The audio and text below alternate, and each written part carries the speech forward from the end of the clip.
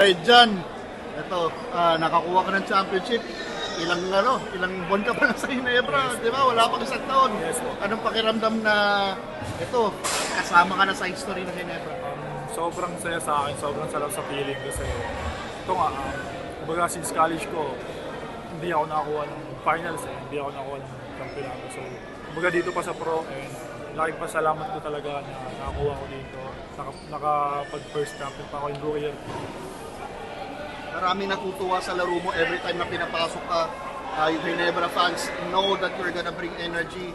Ano yung mindset mo pag pinapasok ka ni Coach Dave all throughout this, parang itong yun na pinapatunayan mo sarili mo na you belong sa PBA.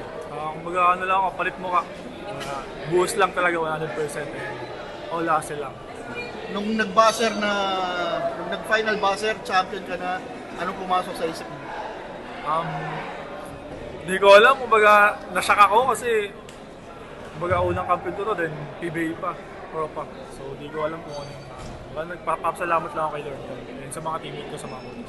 May kababa nung mga first 3 quarters, parang alanganin pa kayo, biglang kumawala kayo bandang wala Yes po, may gaba talaga kasi alam naman TNT, alam naman po natin na yung TNT talagang malakas din. Hindi po talaga nagpapatalo. And finally, kanino may dedicate yung championship?